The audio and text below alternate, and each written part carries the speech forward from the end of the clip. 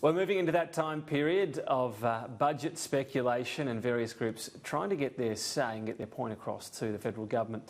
One of those people is Ian Yates, Chief Executive of Council for Older Australians. He joins me now. Thanks for your time today. Thank you.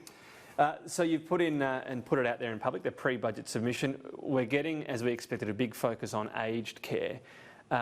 The government is saying, you know, it's already made some extra money available last time, but it is waiting for the Royal Commission. Are you expecting much progress given that Royal Commission is still ongoing?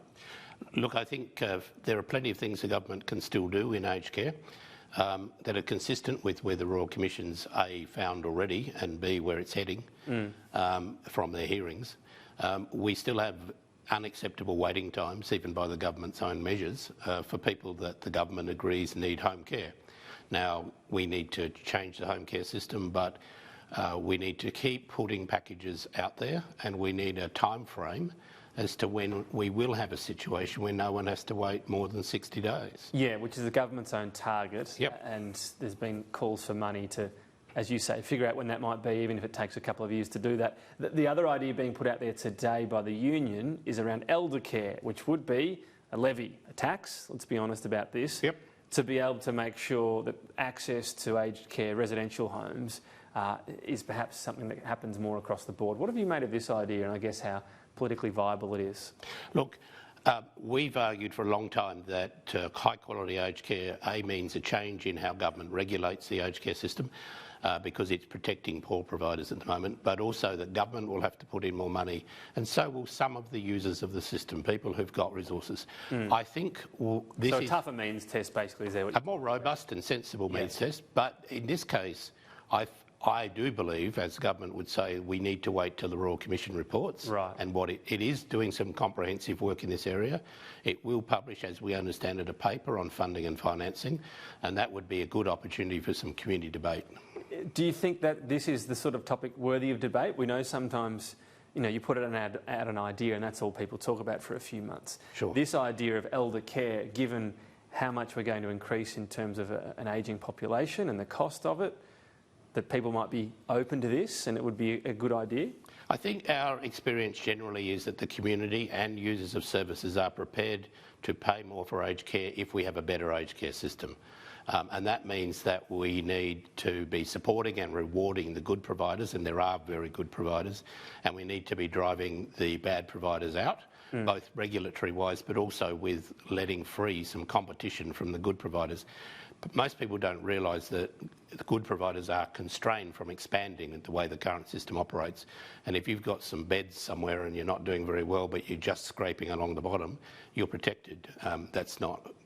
We're not going to pay for that system, but if we can pay for a good system, I think people will. All right, well, that's a discussion that might kick off later on down the track. I've noticed in this submission, under skills and employment, you want an incentivisation to retain mature age employees, and this could be around ongoing tax reduction. We've already got something announced here by the government, though. Is it not working? We've had a scheme whereby they provide a subsidy for a fixed period of time. That's having limited success. We think that we need a mix of things, and government is piloting a few programs at the moment, but we think there needs to be an ongoing financial incentive, at least for some years, but we also think that the government needs to revisit the Age Discrimination Act, and it needs to look at employers and sections of the economy where they never employ older people and where you see people departing with great regularity when they reach a certain age. How can you actually do that? When you talk about the Age Discrimination Act, if a CV comes across a desk and at the top of one of them they're 35 and the other one they're 65 and the 35-year-old keeps getting the job, what can you do about that in a legislative sense? I mean, how do you even prove someone's ageist? I think we've done quite a lot about that in the gender area, in women's employment and in reporting those things. Reporting shows a fair spotlight on that, and it's made many companies much more conscious of their gender policies. I think we can do the same thing with age. So there's a range of measures that say, hey, what's going on here when people are not employing older people? And unfortunately, at the moment, we are faced with a situation where frequently those applications don't come across a desk. They get read by an automatic program, and those programs have coded into them how they pick up. Well, it's a lot easier to fix, isn't it? What do you just we ought to outlaw it, yes. Yeah. Yes, it ought to be outlawed. What sort of programs are these? So this is HR software you're talking about, HR because software. we know sometimes there might be a couple of hundred applications for a job. And at the moment, what is your understanding that there's nothing to change a setting, or perhaps no knowledge of an algorithm that basically flicks out people from certain... And it might flick out very young and very old people in that sense. Yes, but certainly older age is... People in the industry who are not prepared to go on the record talk about it as happening, and we ought to stop it, and it ought to be illegal. I mean, it is illegal to discriminate against older people now, but we know from the Human Resource Institute survey that about a third of employers do it. Just finally, you're weighing in again on New Start to increase it by at least $75 a week. We know this is crucial, that the cohort going into New Start at the fastest rate are over 55s now. The government likes to talk about, you know, whether it might be people that are too lazy to get a job is sometimes the rhetoric in this. Are you having any joy in convincing them otherwise? Well, we don't seem to be getting movement, but look, government also talks about New Start being a short-term employment, but the average duration for mature age people is years. The other thing we've asked for is abolishing the what's called the liquid assets test. That's the test that says you have to run down your assets before we'll pay you anything. To do that when people are within sight of retirement is madness. So let's just touch on that. So this is the crucial element. Let's say you're put out of a job at, say, 63.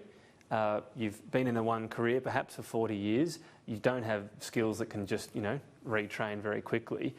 In that period, if you have a certain amount of assets, which you'd hope you're building up towards retirement, instead of getting straight on it, you'll have to run down your assets just before your retirement, then get on this quite meagre payment afterwards. So this is basically taking a huge bite out of people's retirement when they might have worked for decades without relying on absolutely correct. And let me be clear, money actually in superannuation is protected, but people save for their retirement in a range of ways. Yeah, exactly. And yes, we are both throwing away that talent that's there when we should have been perhaps addressing the need for training and support earlier, but also we're then actually draining their resources at a time when they're already up, you know, struggling.